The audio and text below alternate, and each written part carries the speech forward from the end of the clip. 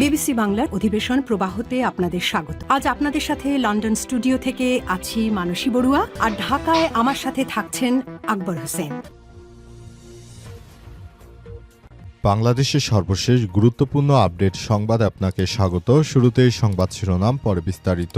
প্রথমেই জানাবো আমাদের হাতে থাকা সর্বশেষ গুরুত্বপূর্ণ সবথেকে তাজা আপডেট সংবাদ। নাহিদ ইসলামের হাতে দাড়িপাল্লা তুলে দিলেন জামাতের আমির। 10 দলীয় নির্বাচনী ঐক্য জোটের সমন্বিত প্রতীক হিসেবে জাতীয় নাগরিক পার্টি এনসিপির আহ্বায়ক নাহিদ ইসলামের হাতে দাড়িপাল্লা তুলে দিয়েছেন বাংলাদেশ জামাত ইসলামের আমির ডাক্তার শফিকুর রহমান। আজ মিরপুর 10 নম্বরের আদর্শ উচ্চ বিদ্যালয়ের নির্বাচনী জনসভায় বক্তৃতাকালে নাহিদ ইসলামের হাতে দাড়িপাল্লা তুলে দেন তিনি।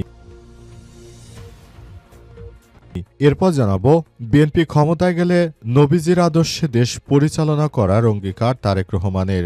বাংলাদেশ জাতীয়তাবাদী দল বিএনপি রাষ্ট্র ক্ষমতায় গেলে মহানবী হজরত মোহাম্মদ সাল্লাল্লাহু আলাইহি ওয়াসাল্লামের আদর্শে দেশ পরিচালনার অঙ্গীকার করেছেন দলটির চেয়ারম্যান তারেক রহমান। আজ সিলেট আলিয়া মাদ্রাসা মাঠে বিএনপির নির্বাচনী সমাবেশে প্রধান অতিথির বক্তব্যে তারেক রহমান এই অঙ্গীকার করেছেন। এদিকে আইনজীবীর বাসা থেকে বিদেশি পিস্তল, গুলি উদ্ধার, এপিজি সহ গ্রেপ্তার 2। কুমিল্লা নগরীর টমসম ব্রিজ এলাকায় ছিনতাই ও চুরি বিরোধী নিয়মিত চেকপোস্ট চলাকালে এক যুবকের কাছ থেকে চাকু এবং 5 রাউন্ড গুলি উদ্ধারের পর তার দেয়া তথ্যে একটি বাসা থেকে বিদেশি পিস্তল সহ 2টি ম্যাগজিন আরও 5 রাউন্ড গুলি উদ্ধার করেছে পুলিশ। এ সময় অবৈধ অস্ত্র রাখার অভিযোগে গ্রেপ্তার করা হয় কুমিল্লা জজ কোর্টের সহকারী general prosecutor advocate KIM Masudul Haque মাসুমকে। জানাবো, উপদেষ্টা পরিষদের বৈঠকে একাধিক গুরুত্বপূর্ণ অধ্যাদেশের নীতির অনুমোদন। উপদেষ্টা পরিষদের সাপ্তাহিক বৈঠকে একাধিক গুরুত্বপূর্ণ অধ্যাদেশের প্রস্তাব ও নীতির অনুমোদন দেওয়া হয়েছে। আজ রাজধানীর তেজগাঁওয়ে প্রধান উপদেষ্টার কার্যালয়ে প্রধান উপদেষ্টা অধ্যাপক ড ইউনূসের সভাপতিত্বে এই বৈঠক অনুষ্ঠিত হয়। এবং সর্বশেষ জানাবো, এবার ব্যালট ছিনতাইয়ের কোনো সুযোগ নেই বললেন স্বরাষ্ট্র উপদেষ্টা।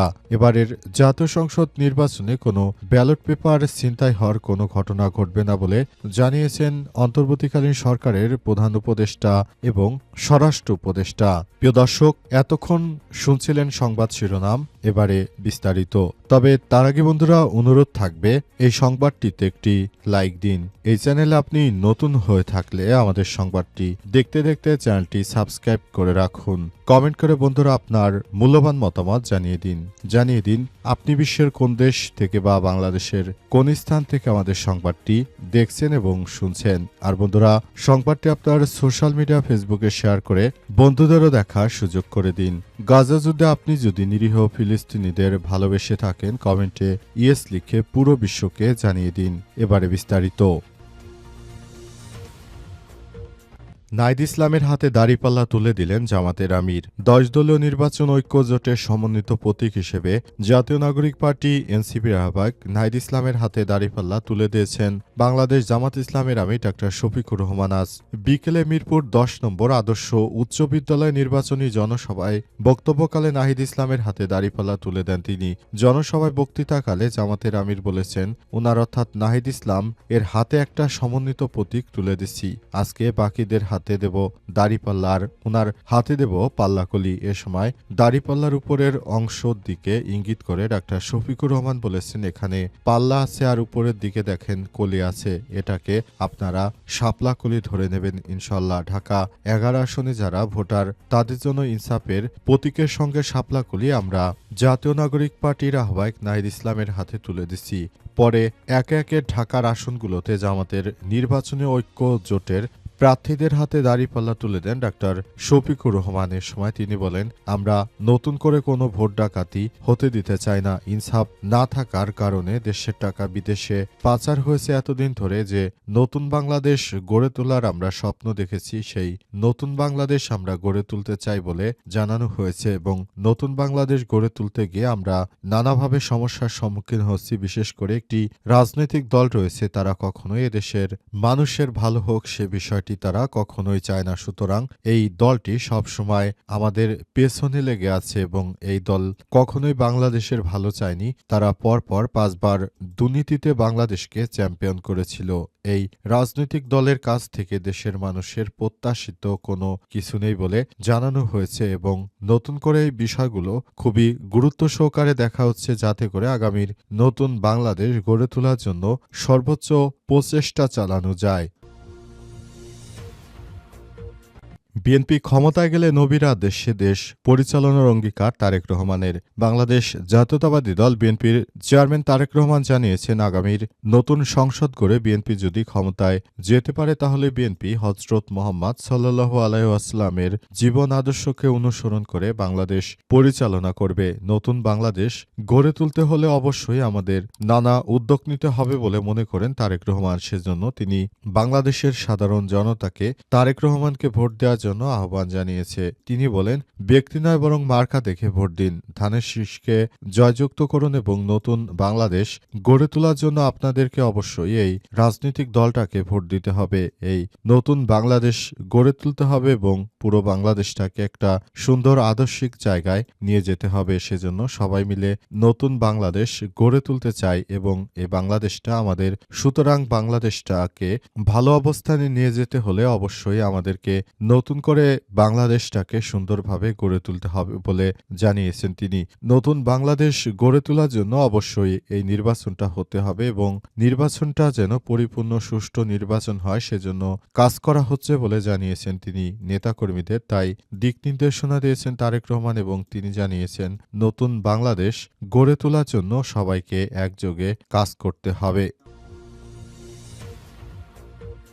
আইনজীবীর বাসা থেকে বিদেশি পিস্তল, গুলি উদ্ধার, এজিপি সহ গ্রেপ্তার 2। কুমিল্লা নগরীর টমসন ব্রিজ এলাকায় ছিনতাই ও চুরি বিরোধী নিয়মিত চেকপোস্ট চলাকালে যুবকের কাছ থেকে চাকু এবং 5 রাউন্ড গুলি উদ্ধারের পর তার দেয়া তথ্যে একটি বাসা থেকে বিদেশি পিস্তল সহ 2টি ম্যাগজিন এবং আরও 5 রাউন্ড গুলি উদ্ধার করেছে পুলিশ। এ সময় অবৈধ অস্ত্র রাখার অভিযোগে গ্রেপ্তার করা হয়েছে কুমিল্লার জজ কোর্টের সহকারী general prosecutor advocate KIM Masudur Haque মাসুমকে। কুমিল্লার ইপিজেড ফাঁড়ির ইনচার্জ পুলিশ পরিদর্শক মোহাম্মদ সাইফুল ইসলাম অস্ত্র উদ্ধারের বিষয়টি নিশ্চিত করেছেন। গ্রেপ্তারকৃত অপর আসামি হলেন কুমিল্লা আদর্শ সদর উপজেলা ধর্মপুর এলাকার মুক্তারবাড়ি খোরশেদ আলমের ছেলে মোহাম্মদ আরিফুর রহমান। পুলিশ জানায়, বৃহস্পতিবার ভোরে সদর দক্ষিণ মডেল থানাধীন ইপিজেড ফাঁড়ির পুলিশের একটি টিম টমসন ব্রিজ এলাকায় নিয়মিত চেকপোস্ট চালায়। এ সময় আরিফ নামের এক যুবক হেঁটে